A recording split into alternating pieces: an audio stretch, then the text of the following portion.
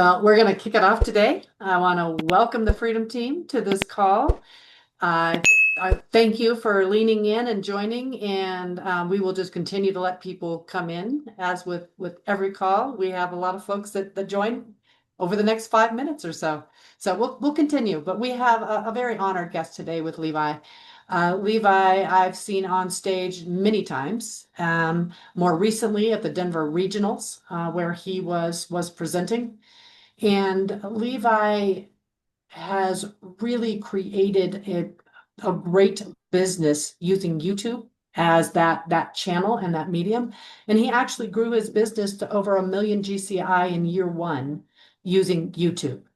And he has a tremendous story coming out of being a veteran, Afghanistan, some health issues, and really leveraging what he learned there in creating YouTube for health purposes into real estate. So I'd like to start there, Levi.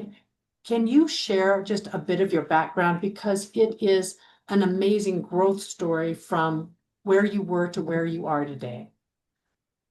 Yeah, thanks for having me. Appreciate it. See some familiar faces on here too, and so it's always good to see those. Yeah, I guess can I share my screen a little bit? Absolutely. Yeah. If you I don't know, want me to go in the backstory a little bit, I'll share a little bit what I shared in Denver. Yeah, please Here a do. little bit more introduction too. I'll just share this slide real quick. And first and foremost, uh, say Christian husband and father, most important titles there. Um, yeah, I wrote a book called Passive Prospecting. I mean, that's really the least expensive way you can learn everything, to how to do what we do. And I would say, even though that book was in 2023, I think it's still extremely relevant. I mean, as YouTube changed a little bit in the last 3 years, of course, but I think the foundation and principles are still there in that book.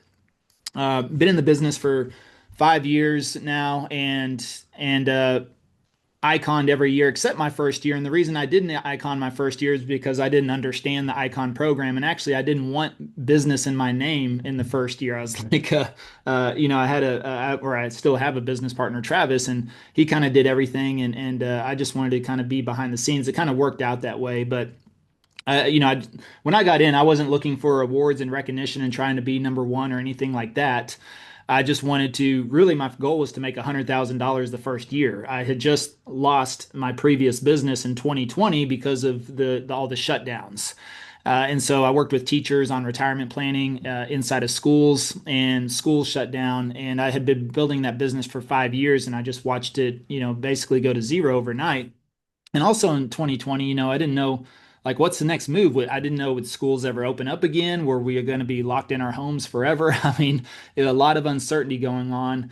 And I've been friends with Michael Reese for 20 plus years. He got me into sales because he hired me on at Bally Total Fitness.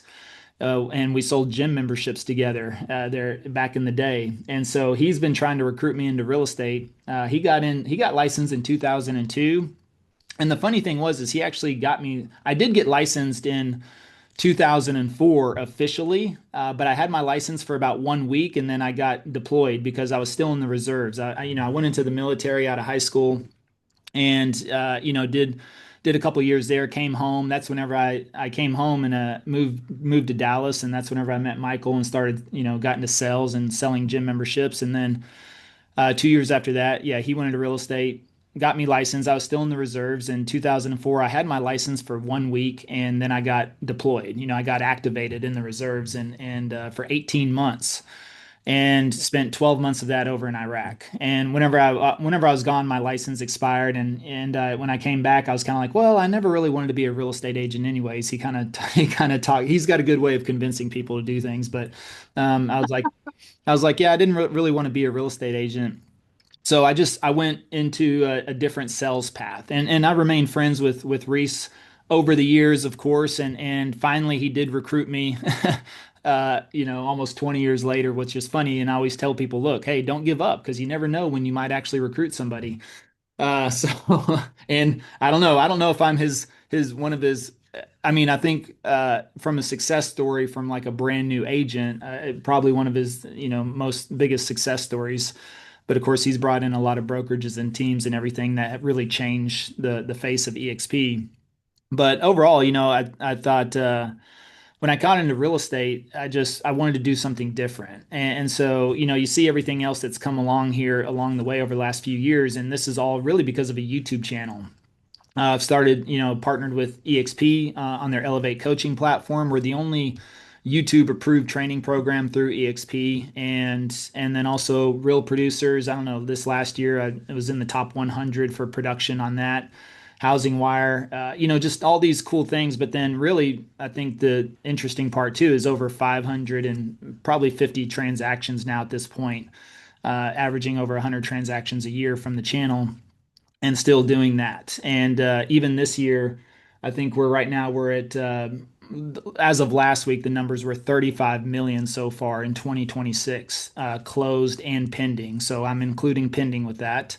But 35 million in business so far, almost pretty much in Q1. So I mean, we're ramping up to have probably one of our best years ever since 2022. 2022 was a monster year for us, and we did 97 million that year, in 2022. So 2023, 2024, 2025, tough years, but they were tough years in the real estate industry, but we still averaged a million in GCI each of those years because of the YouTube channel. I mean, if I didn't have the YouTube channel, I probably would have struggled significantly like a lot of agents did. And so this has just really kept our business grounded, and something that I've really emphasized over the last several years, especially after the 2022 turn, you could say, is that I just believe the most visible agent is going to win. I wasn't the number one producing agent. I wasn't the biggest brokerage in Dallas. I'm not the biggest team, and all these things happened because of a YouTube channel. More importantly, it just a very comfortable living, I would say that. So, and I haven't had to worry about where my next transaction is coming from. We have a consistent influx of leads, on a daily basis. And it's all inbound, so I'm not actively prospecting. The whole point of the book, Passive Prospecting, is that you create content and let it go to work for you 24/7, and even better, not just 24/7, but in a massively compound effect. Yeah. And so that's been the cool part of it. Actually, just got a new addition as well. Got a new Oh, baby, Caleb. congratulations. Yeah, he's 1 month today, so Uh, happy and healthy. Everyone's happy and healthy, and that's the most important thing. But yeah. yeah, if I go towards the end, I shared a little bit of the challenges that I went through, Yeah. and like I said, in Iraq in 2005. It's funny to think that was 21 years ago now. I'm kind of like Yes. that guy that says, remember back in Nam. I can be like that guy now. I'm like, yeah, back in Iraq in 2005, I was in the infantry, and that was definitely a interesting time in 2005. So very fortunate to make it out of that. And Yeah. I kind of looked at these as sometimes setbacks, but as I move on in my life, I really view these more as transitions. And I think that's something that is a big lesson, I think, for a lot of people to take away, is like, look, we all experience challenges in our life, and most people look at our real estate career over the last 5 years, and it really has been uh, I would say, a massive success, at least for me. And I think a lot of outside eyes looking in have been like, oh man, you had it easy in real estate. Well, it's like, well, I don't know. Yeah, we caught momentum. I don't argue that. I didn't time the market. I didn't try to time the market. Like I said, I lost my business and I was 41 years old. I'm 46 now. So at 41, I found myself like starting over. And I thought, man, how do I start over without starting over? And that was really discouraging, I would say. I was like, man, how am I in this position at 41 where I feel like I got to start over? And what really scared me the most about real estate was I know how hard, you guys work, in the first several years of the business to get it off the ground. I mean, it's not an easy business to get in. Most people fail and most people get out, and the reason is because you just struggle with creating consistent transactions. And Right. even just even just one transaction a month, I think would keep a lot of people in the business. I mean, that could easily turn over a six-figure income with just one transaction a month. But that's the problem is that most agents, if they get a transaction, they may not get one for another 2 or 3 months. And that sort of inconsistency is what creates income problems. Yeah. Coming back from Iraq, I mean, it was the clearly one of the most challenging times in my life. And, what I shared with everybody there, and I always share with people is like, this really taught me discipline. It taught me work ethic. It taught me, to get up and face your fears every single day, and in probably the most extreme situation you could imagine. I mean, I can't, and I know it may be hard for a lot of people to relate to this, but I also try to use this as, hey, look, whatever you're dealing with, could it be as bad as living in a combat zone for a year? So that's one way to look at it. If you didn't experience this, well, okay, sometimes we need to compare ourselves. I know comparison, they say, is the thief of joy, but at the same time, sometimes you got to look at what you're doing and saying, okay, well, is it as bad as what somebody else has gone through? And so some of us lose a dog and we're like, oh, oh, I got to take the Wow. next month off. I need to reset. So, for here, what this taught me was extreme amount of discipline because I we didn't get days off in Iraq. We worked every single day. We went on patrol. We went on missions. We were on guard every single day. And there wasn't Right. a day that I could wake up and say, you know what, I just don't feel like going to work today. Right. That wasn't an option. And then you had to go out in an environment that scared you to death every single day, and literally, I mean, the only way I could explain it was literally a constant state of living in a constant state of anxiety, like every day. But still, you had to suppress that in a way and still go out there. And also, you got people around you. So it also, nobody wants a Right. leader. I was a sergeant too. I ran gun trucks. So the Right. last thing you want in a leader is somebody who's like, oh my God, we're freaking out all the time, nervous, scared to go out. You had to put on a face. And so I think of that in terms of team leaders and even for your family and things like that. When things get really, really tough, do people see you freaking out, worried, concerned, or do there is, I think, a level of suppressing that a little bit so that you can maintain a level of leadership and a level of stability for those that are looking to Yeah. you for that support.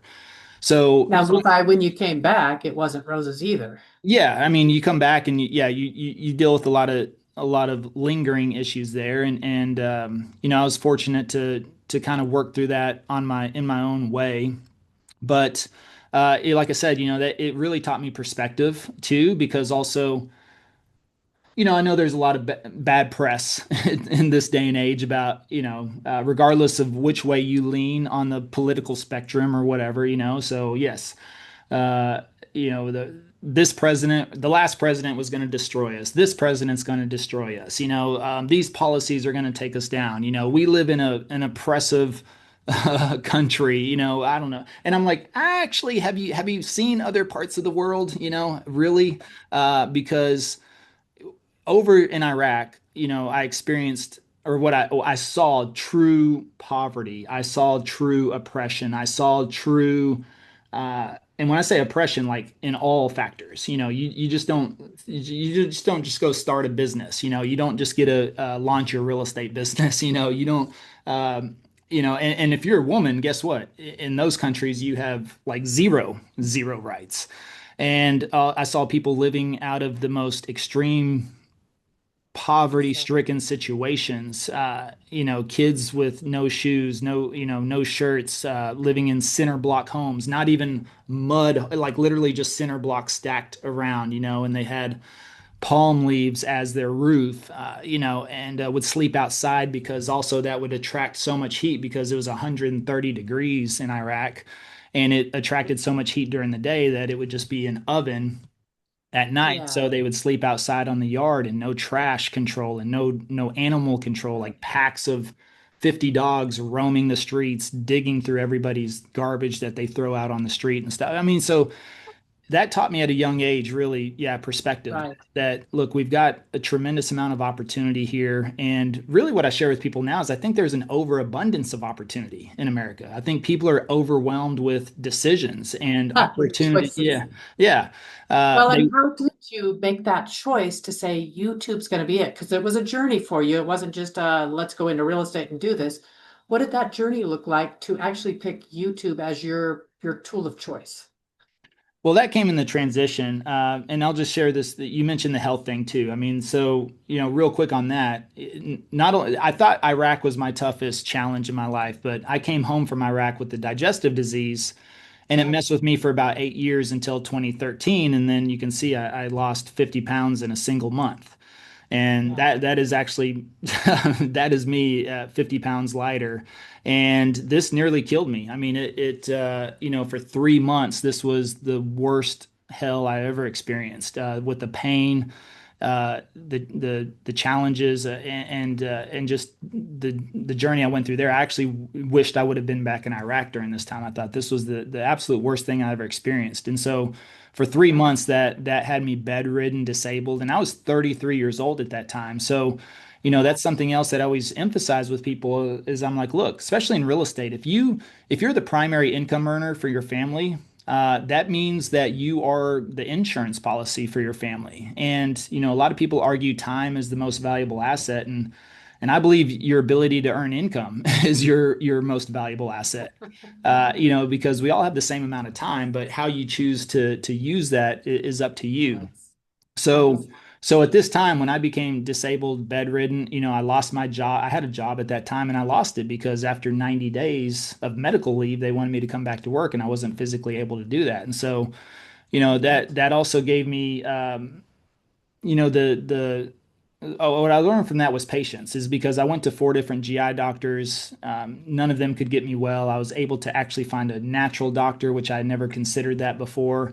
And Yeah. he's the one that got me back on track and helped me recover. And I was able to recover 100% natural, no medication. And now that's been 13 years ago, and I've never had a single sign or symptom of a chronic disease that they said I would have for the rest of my life. And I just, that's not true. I don't believe that. So, and I've never had any issues for the last 13 years. So I know I'm cured and I'm on zero medication for that. And then I'm actually healthier than I've ever been. I don't know if you saw in my bio, but even this last weekend or the weekend before the Denver rally, like I was 2 days off of running a 32-mile marathon race. So they call those, Wow, what an accomplishment. yeah, ultra marathons, and that was my second one there. So and I feel like at 46 now, I'm healthier and happier and in better shape than ever before. So that's it. In 2020 is whenever I lost my business, like I said, and then I invested a Yeah. lot of money into other businesses. And when I realized all that wasn't going to work and I was out of money, then I was like, okay, well, maybe I will do this real estate agent thing. Michael was persistent, huh? Yeah. But I was smart enough, I think, at that point to say, okay, you know what? There's an overabundance of opportunity. I really need to pick one lane, and I Yes. didn't want to be distracted by trying to do 5 or 10 different things. So I said, Yeah. okay, I got to pick one thing, and I want to go all in on one thing. And also during 2020, there's no meetups, there's no community events. You're definitely not going to be door knocking. I didn't have money for postcards, and I was refusing to cold call, because at that point, I've been in sales my whole life, and I was really tired of prospecting. The thing is like my sales career. Guess what I did? Every single day I started over. Every single week I started over. Every single month I started over. Every single Right. year I started over because when you hit your sales for the month of February, guess what? You got to start all over in March. And then when March was over, you start all over in, May. I mean, so it was just like a never ending cycle. And I was like, I got to build something that also works without me just because I never, I was deployed, I got sick, and now a pandemic, whenever you get removed out of the picture, Yeah. that's the true testament of whether you have a business or not.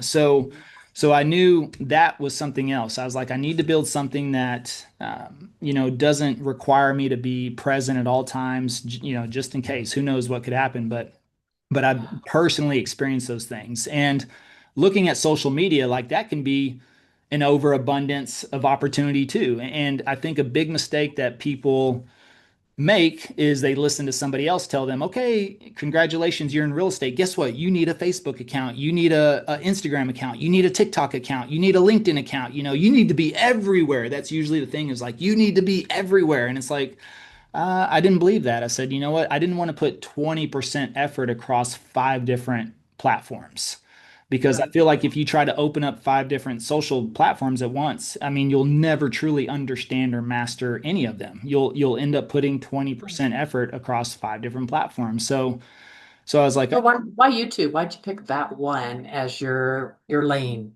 well, it was actually my last choice, because everyone was talking about TikTok, and of course Okay. Instagram in 2020, and I just didn't feel like they fit my personality. Again, being over 40 at that time. If you guys can relate, I'm assuming I didn't grow up with social media. I didn't even grow Right. up with a cell phone in high school. So Right. I'm of Right. that last generation where, uh, we still had phone like cordless phones were kind of like the cool thing whenever I was getting out of high school.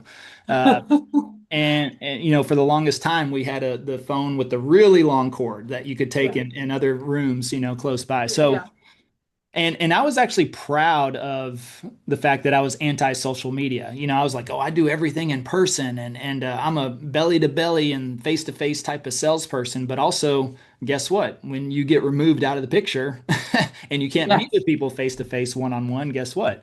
Your income typically stops. And so YouTube was the last choice just because nobody was talking about it. There wasn't a lot of noise around it. So that also kind of intrigued me because I've always looked for gaps in the market. Like where's nobody else at, or where's the least amount of Right. competition you could say. Right. And and the short form platforms, I don't know, something just didn't sit right with me. I didn't feel like it was me. And then I started reading YouTube marketing books, and Okay. yeah, one book, like one sentence in there really kind of changed it, where it said YouTube is a search engine, not a social media platform. And so I thought, oh, that's actually really interesting. So if it's not a social media platform, maybe that's going to fit more with what I'm looking to do. And I was reading another book called YouTube Secrets, and one paragraph in that entire book, Benji, the author, said that he had a real estate channel in 2009. So probably like the OG of real estate right there. But he said he went from doing 10 deals a year to 100 deals a year because of his YouTube channel in 2009. So I thought, well, shoot, I was like 100 homes a year. That sounds like a good a good number. So maybe YouTube is where it's at. And then Okay. I looked in Dallas, and there wasn't really there's one really two channels at that time. And Okay. I looked at what they were doing, where I could improve, what could I do better, and how could I possibly ever catch them if possible. And so that kind of started that. Yeah. Yeah. And you started with your Living in Dallas channel. Well, did you write the book first or did you No, start to do the no. channel first? Okay.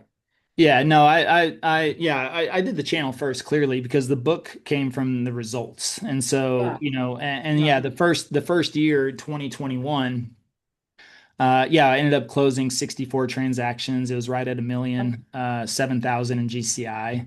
Yeah. And, that was organic. It was inbound. I didn't make a single phone call, didn't send out a Right. single postcard. And like I said, yeah, it was great because that was good timing in the market. I wasn't planning for that, but that Right. did help out quite a bit.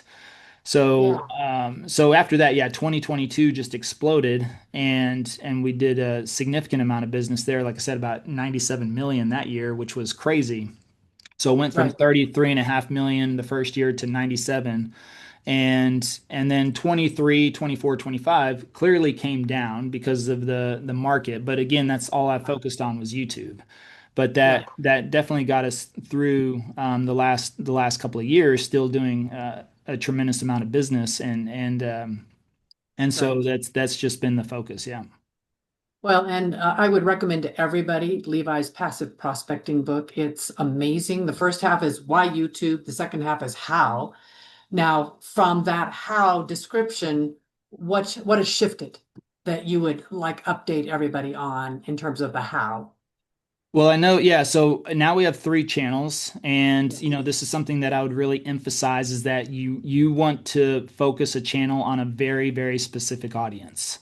And clearly, we built out the first one I mean, it just morphed into buyers relocation. That's what it was. I started creating the channel around that, and doing neighborhood tours and really just trying to be a tour guide. That's the other thing I realized too, is like I didn't know how to be a great real estate agent. I didn't want to fake it till I made it. I didn't want to pretend I knew all this great real estate info. But what I realized too was that, I've lived in Dallas for 20 plus years. I'm a resident, I'm a homeowner, and I've been through all the neighborhoods. I've lived in, five or six neighborhoods myself. I've got friends that live in other neighborhoods. So I knew the area as a resident, and so that's what I tried to be, was just a Right. good communicator of what I liked about Dallas versus I'm the I can be your greatest agent ever. I never tried to sell myself as an agent. I just tried to sell myself as someone who knew the area, liked the area. Here's the benefits, here's the pros, here's the cons. And I didn't even say in my videos I'm a real estate agent. I would just say, hey, if you're thinking about moving, give us a call. And so, the phone started to light up for that. But as over the last few years, what I realized is like, man, that channel clearly attracted a lot of buyers, which are great, by the way. And I know a lot of people say, well, I'm a listing agent or I want to work exclusively. Well, and if you've ever worked with a buyer from YouTube, and Andy can attest to this, like Andy, right? These are the greatest clients you could ever work with. Because they come in, they're extremely intentional, they're decision makers, they don't mess around a lot. A lot of times they'll contract within the first weekend. We do a lot of deals over the phone. Yeah, they'll contract on homes through video, or I mean, really just locking something up, and then maybe they fly in during inspection or option or something like that.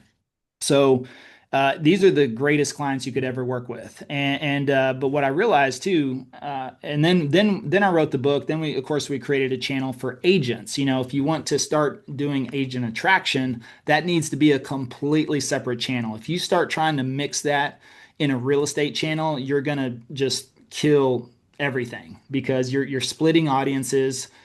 Attracting agents is completely different from attracting buyers or even sellers. So yes. Oh man, I don't want three different channels. Well, the thing is like, if you're going to make an agent attraction video anyways, who cares if it's on this channel or that channel? So just open up a second channel, and that way it isolates that audience. And that's what YouTube loves the most, is an audience it understands, and who to promote videos to.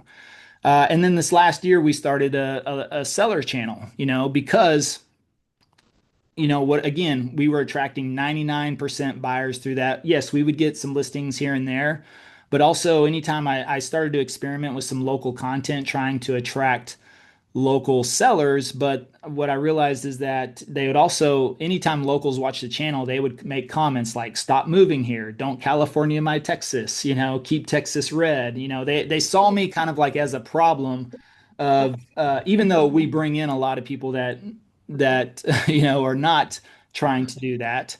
They're trying to get out of California and New York and Seattle for those reasons, but still Right. the locals saw that channel as maybe part of the problem. So I realized, okay, I'm probably not going to be able to get, talk to both audiences on there. So I was like, all right, I'm just going to start a separate channel, really Right. focus on what matters to locals. And sure enough, over the last year, I mean, this channel really took off for us. And Right. through the stats and data, I can prove that it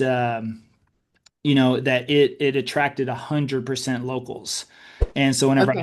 whenever I was showing that, then uh, like 98.6% of our viewers are all from Dallas, Fort Worth, or local suburbs. Right. Only 1.4% is coming from Houston. So 98.6% of our viewers are coming from the local market. All of these Okay. are suburbs of Dallas, and you see Dallas is actually number one, Fort Worth is number two, and then the rest are Dallas suburbs. Yeah. Then all the comments on that channel, 100% locals, and they would self-identify as a local. They'd say, native Dallas resident here. Oh, I grew up in Dallas. Yeah. Oh, I've lived in Dallas for 5 years or 10 years or 20 years. I've lived here my whole life, so they would self-identify as locals in the comments, and it started gaining a lot of traction on the comments because locals would start arguing or having intense conversations with other locals in the comments. And Exactly. yeah, and so the engagement was going through the roof. You can see on this one video got 1,300 comments and 315 likes when they're talking about traffic, but it got 23 replies. This comment got 23 replies. So there's people going back and forth. And so I Yeah. realized that we're actually attracting the local homeowners. But this stat is what really kind of blew me away is that Okay. in the first year of the channel of the seller channel is we actually get more shares than we do likes. And Uh, that was really critical. That stood out to me because, when people have an option, they're watching a video, they can actually push the like button or there's the share button right next to it. And they're choosing to right. push the share button because when you're talking about something locally, Right. then Bob says, "Oh, this affects my neighbor, this affects my mom, this affects my brother, this affects my coworker." And so they're sharing these videos with other locals and Powerful. and pushing it out there. You don't see that on the relocation channel because Yeah. if Bob is moving from California, like how many other people does he know moving from California? So he's not likely going to share a Dallas real estate video with his neighbor unless he's trying to talk his neighbor into moving.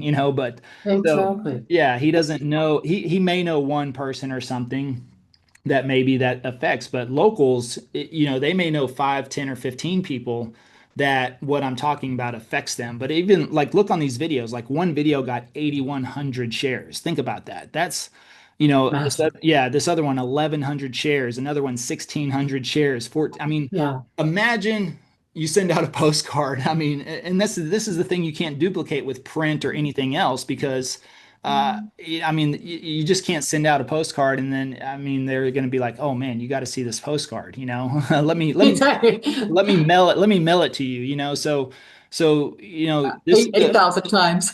yeah, but in one year, I mean, Yeah. this is like the way I see this is almost like getting 18,000 referrals. I mean, locals shared my content 18,000 times.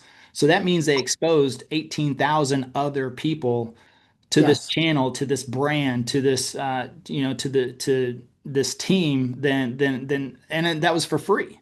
So Right. I got all of that for free. So this is what really stood out, and this channel's been doing really really well on the local side, and generate listings, and that's Exactly. primarily one of what we wanted it to do. So yeah, 2025 Exactly.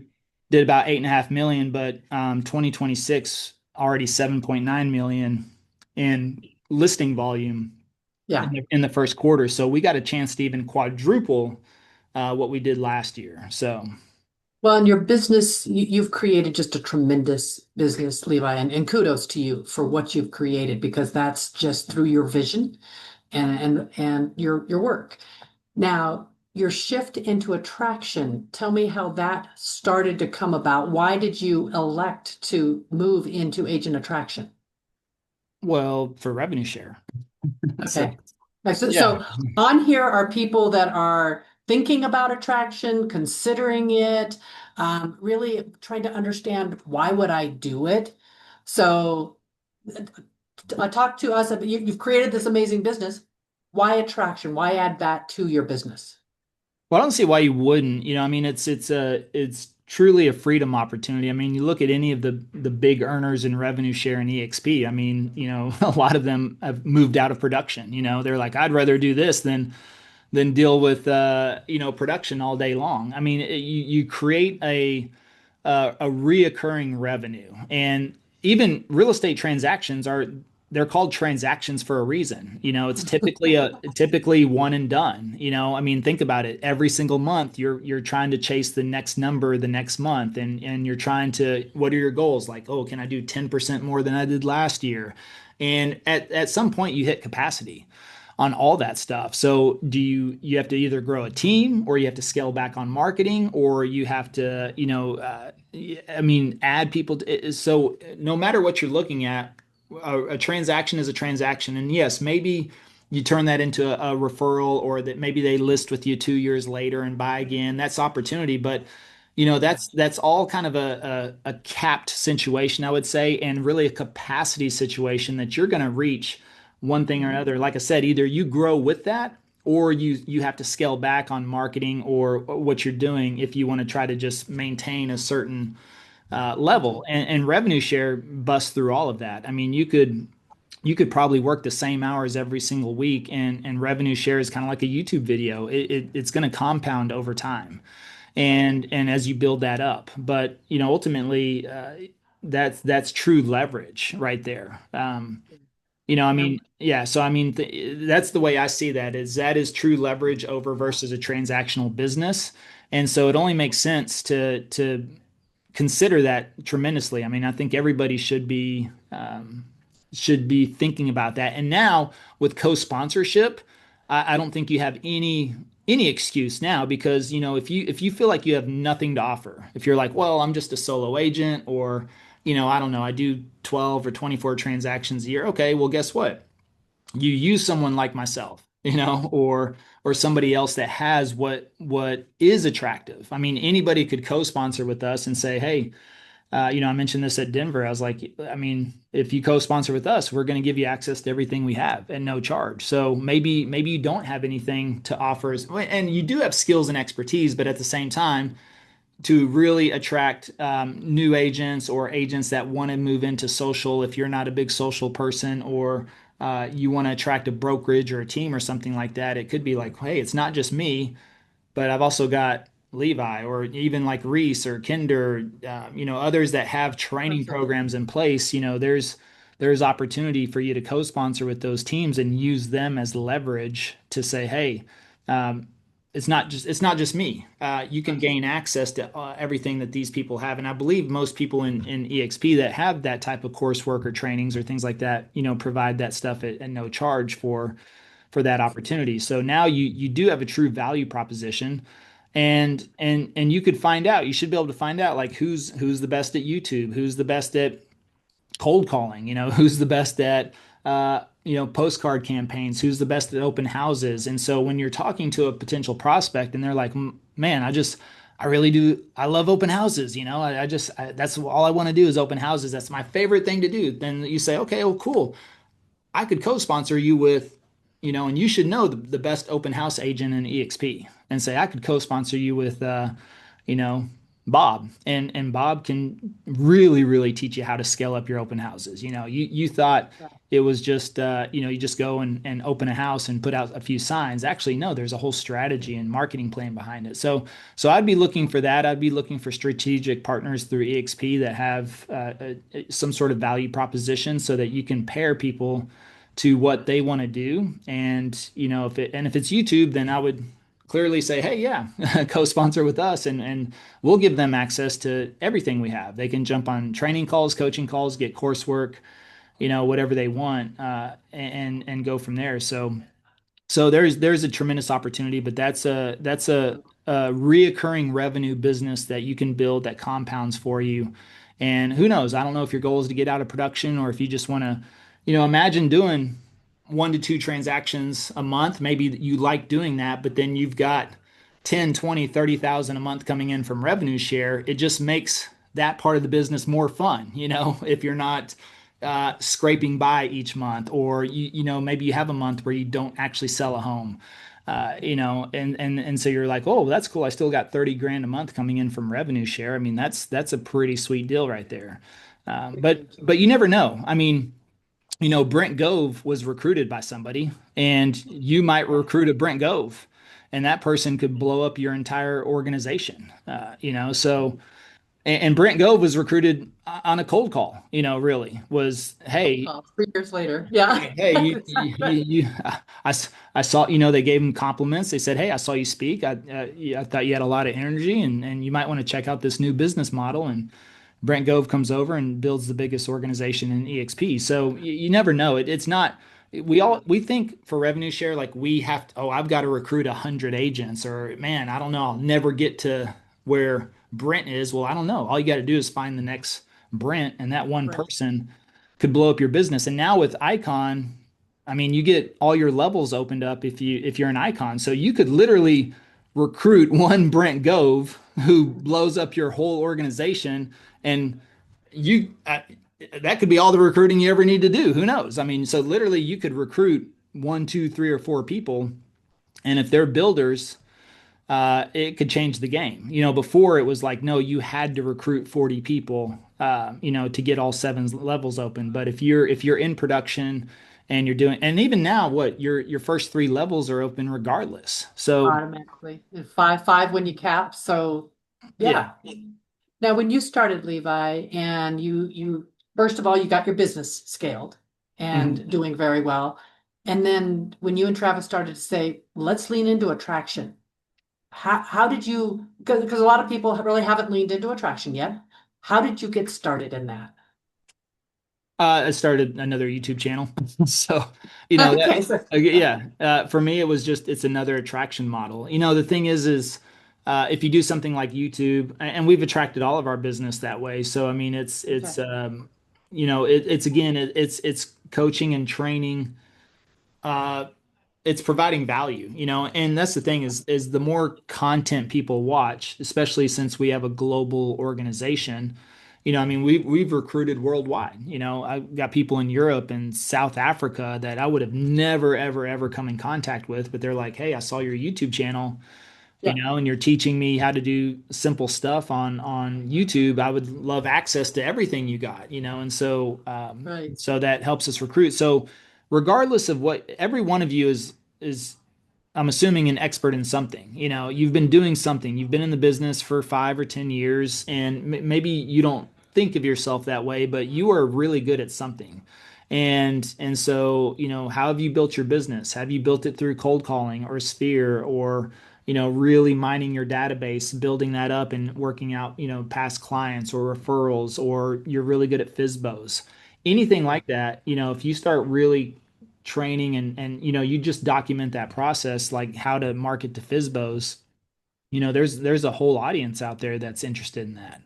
And then true, if and I would say sit down, and it's even easier probably now with AI to even like think of all the topics, think about your business and saying, okay, how do I start? What does my prep look like? What does my implementation look like? What does my follow up look like? Like you actually have probably processes for everything. It's just a matter of whether have you really sat down, just taken the time to kind of document that and list out like a table of contents, And so I always encourage people that if you can create a digital asset, it's always going to give you more leverage because it gives you something right, tangible you can give somebody. So if you are a great FISBO marketer and you've built your business that way, think about that. How does that look like from start to middle to finish on that process of how you do that and actually just document it. And now you could sit there and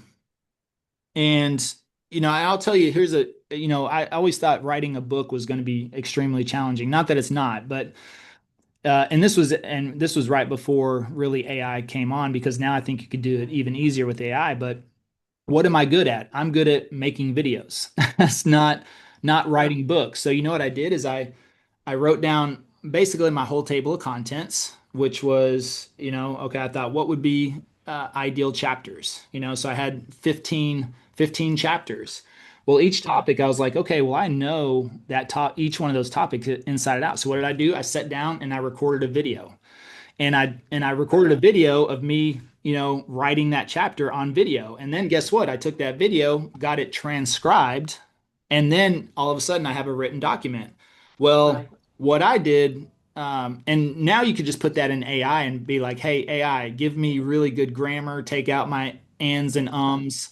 Uh, and I actually had a person. I hired a person, which was not a ghostwriter, but a scribe. And so this person was uh, you know, they knew grammar, proper English, because we don't always speak that way. So I gave him the transcript of each chapter, and he went through that, and he was like, "Okay, yeah, let's take out some there's some ands and ums," and he's like, "Oh, this sentence would probably right, go better if it was on top here versus here." So he kind of rearranged a few things and then sent it back to me, and I would read it and I'd go, "Okay," and then I would literally maybe type out an extra sentence or two or a yeah, paragraph or something because after I read it I was like, "Oh, I forgot to mention this." Oh, okay. So and I just did that like chapter by chapter by chapter and over the course of a few months, had the book. And so, that's something that you can do on FISBO marketing, open house marketing, cold calling, door knocking. I mean, whatever it is that you are really good at generating business right now,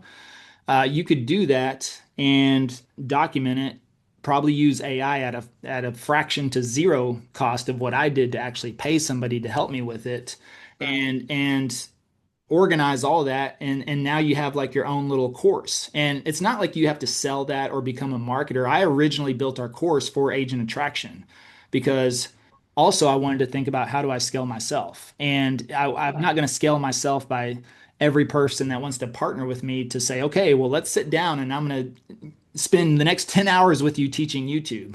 I'd be like, no, here's my 10-hour course, go through that whole thing first and then jump back on. We'll do a 1 hour call. I'll answer any questions, clear up any concerns. And then also you can jump on my weekly training calls and ask any additional questions from there. So it's that is a leverage opportunity right there too. When you document a process and then you have something tangible like that, no Right. matter what it is, you have something that you can attract with. And I just think that's a little bit better play. But even if you don't have that, you Yeah. leverage people like me, or maybe even Andy, or I don't know what Andy has, or what he's doing, or Reese or Kyle Whistle, or anything like that. You're like, okay, well, and you got to talk to these people. You need to call them up and say, hey, just curious, what do you offer for sponsees and co-sponsees, and I'd love to do some opportunities together. Is that's what do you have to offer? What do you specialize in? And more than Right. likely they'll tell you. So I think co-sponsorship really opens up the door, where you could literally be brand new, not even sell a home. And if you're just good at talking to people, or you're excited Yeah. about EXP, hey, why don't you come partner with me at EXP? But it's not just me; it's partner with Levi or Kyle Whistle or Mike Reese or Jay Kinder, or whatever the case may Yeah. be. And so I think Um, that's the opportunity. Let me ask you one more question, then I want to open it up to the audience so that you guys, think of what questions you have, drop it in the chat. We'll make sure we get those covered. But in terms of you've created an amazing brand for yourself through what you've done, how do you help the agents that you bring into your team create some momentum for themselves in the attraction world? Well, I think just what we just talked about. I mean, I think that they need to either leverage their own skills or somebody else's skills, and Okay. so that's what you got to look at. If you've never done it before, it can be maybe seem like a little, but the reality is like, look, just sit down, document literally like, okay, here's what I do to start out. If I'm the best open house marketer, what do I do? Well, first of all, I buy 50 signs.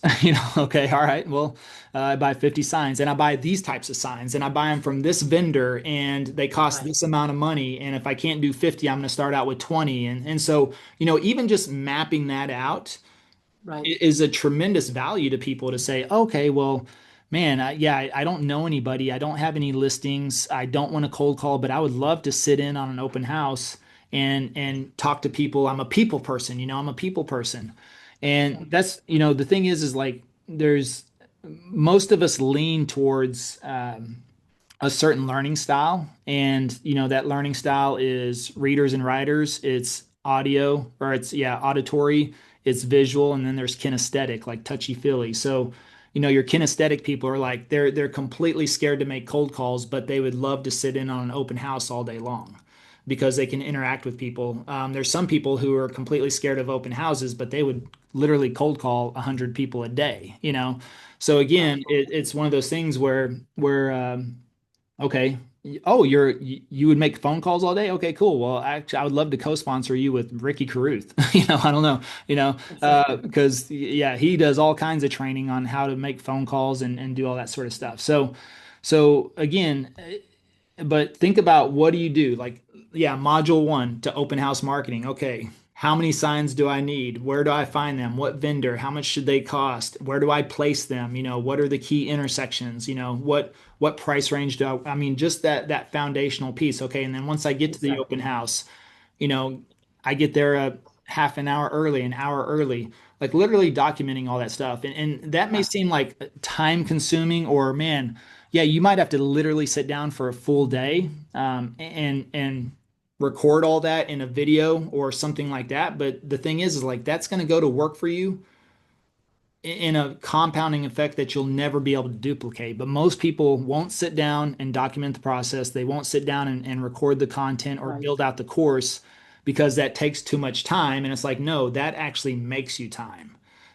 So literally taking 1 to 2 days to, maybe it's a weekend. Maybe you're like, hey, honey, I'm sorry, but this weekend I need to lock myself in the closet and do all this. And I've done that, Yeah. uh, on my course, like when I've revamped my course typically every year, and that usually takes, 10 hours of recording video. And sometimes, and the last few times I've done that in between Christmas and New Year's, so that little Yeah. That's slow dead time. time, yeah, a little dead Yeah. time that you don't have a lot of phone calls, and I tell the spouse, it's like, oh well, everybody else is kind of relaxing or taking that time. I see that as an opportunity to say, okay, well, hey, honey, I'm gonna go lock myself in the studio, for 5 hours a day over the next 3 days, and I just gotta record and knock this all out. But guess what? It's Exactly. going to serve me over the next year and a half or so, for that. So, that's the opportunity that you have, and I think that's what you should do. And Levi, Melvin is asking your numbers, total team size, your FLQA counts, your FLA counts. What are you sitting at right now? Yeah, right now what we've done so far this year is just between three of us, Travis, and then we have an executive assistant who's licensed. So we just brought on 3 team members just because lead flow right now is, I mean, we're just getting hammered with leads, and so you also got to again realize capacity. I'm not going to scale back on marketing. I will tell you that. So the only other option is to increase the team. So we just added 3 new team members uh, to handle lead flow on that way. So that's what we're looking at, and on that size. And then FLAs, I don't know. I think now clearly over the past couple of years, people fall off. We've probably recruited at least 200 frontline um, FLAs on there. FLQAs doesn't matter because I'm Icon, and but typically we'd sit around 30 to 40 FLQAs, and at any given time. And then organization is between right around 400 or so, and that is something that I will say that I think I'm way behind on that, and that's typically but that's worth anywhere between 20-25,000 a month. So that right there, that's a nice little additional paycheck coming in. And we haven't primarily focused on rev share. And I would say that's probably one of our biggest mistakes over the Yeah. last few years, is because originally I built the course for agent attraction. Then I got introduced to ads and selling courses. That really wasn't my idea, but it got introduced to me. And so we thought, okay, let's go that route. And we started doing that, became very successful on Yeah. because again, we can't recruit EXP agents, so clearly EXP agents wanted what we have, so we're like, okay, well, we'll attach a price to it, Is and it? then when you start running ads, you start attracting the other audience, and then yeah, so agent attraction kind of became secondary or even third, I would say, in our business to coaching and transactions. And really, if I could go back and change anything, I would have kept agent attraction at the forefront, because Yeah. you get 500, 700, 1,000 people in your organization. It's game over at that point. So Right. so we've yeah, we got about 400. So that's still worth a good chunk, but that's not. It is. I wouldn't retire off of that, Yeah. So Yeah. and clearly there's people out there making six figures, multiple six figures a month with rev share, and that's what they have focused on. And again, even though the transactions are great right now, guess what we're doing? We're every single month it's like starting over from scratch again. So I've got to be a good steward of my own advice as well. So That's uh, good. it is what it is. But that's the thing, is like when you start turning over that business up front like that, it's easy to see that money right in front of your face. But rev share is a longer term play, just like we say YouTube's a marathon, not a sprint. And rev share can be that way, as well, but at the same time I think you really need to make sure you don't lose focus on that. And I appreciate your transparency because I think most people sit there. I wish I started earlier. Yeah. And I appreciate you sharing that because you've created tremendous success both in your business and 400 agents. That's nothing to sneeze at. That's an amazing size group. So kudos to you. And I'm going to be real transparent with my time because I do have another call I'll hop on. Kathy will carry out and make sure we get all questions answered. Levi, do you also have a hard stop here at the top of the hour? Yeah, I got 3 minutes. You got 3 minutes. Okay, then we're going to wrap it. Okay, so Kathy had one more question. What would you start with for your first three videos for agent attraction on that channel? Well, I think it's good to start with your skill set. So again, if you are good at open houses, if you're good at FISBO marketing, if you're good at cold calling, I think there's a good start there. I mean, otherwise, clearly you could start with EXP explained, and the model and all that stuff too. But that to me, that's almost like direct sales pitch almost versus value first, then sales pitch. If you got any type of skill set, I would recommend trying to really create your first 10, 20, 30 videos with that. And that could end up being your course. That's the other thing. Like if you don't want to sit down for a day or two, what I typically do, and like I'm just gonna knock everything out. Now I'm building a course. You may say, you know what? I'm going to do this in 1 to 2 videos a week over the next 2 or 3 months. And then maybe it takes you to 2 or 3 months to build out your little course.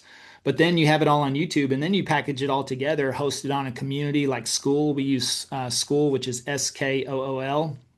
Yes. Then you just package it all together right there so people have one place to go to. And then once you have like your whole course, or your whole modules built out on YouTube, then you throw in some EXP stuff. But then also when you get 20 videos in on your stuff, you could always have a simple call to action at the end of your videos, which is, hey, by the way, we're brokered through EXP. And if you want to, if you're looking at a new brokerage or thinking about changing, we'd love to have a conversation with you. And, it's not just us, but also we can co-sponsor you with the right person that'll fit your skill set, maybe a local team. That's the other thing. Like now, if you sponsor somebody in another state, maybe you co-sponsor them with a local team. They're Makes sense. in their state so that they really get good local support. So maybe it's not about a certain skill set. Maybe it's like, oh, you're in Denver. Okay, cool. Well, I know the best team in Denver that is always adding agents to their team. They're going to give you the best training. They're going to help you boom, boom, boom. And that I think creates an opportunity. So I would create videos on your skill set first and then add in the attraction later on there. Levi, it has truly been an honor and a pleasure to have you today. Thank you for taking an hour of your day to just pour into us. And you guys, he has a very unique name. You can find him on the agent directory. And let me And just say, and I'm going to give a shout out to Andy, because Andy was one of those people that took action on and just followed the process. And that's what I love. Like, I would have never been able to sit down and teach everything to Andy, but because I packaged something and put it in a course that he could follow, he was able to go through that, right? And implement himself and say, okay, I can do this. I've got the step-by-step process. And absolutely. he doesn't need me anymore. He learns his own stuff, You can right? teach Right, it Andy? now. I mean, Yeah, exactly. it's helped your business, has it not? Oh my God. Hey, we're on target to do I think so far since January, $7 million from the channel in Yeah, a very small market. Yeah. yeah. So yeah. Yeah, And 100%. Andy, from what I already told me, he was gonna get out of real estate because Oh, he I was was I was quitting until I met you. he was like, man, this chasing everybody down all the time is for the birds.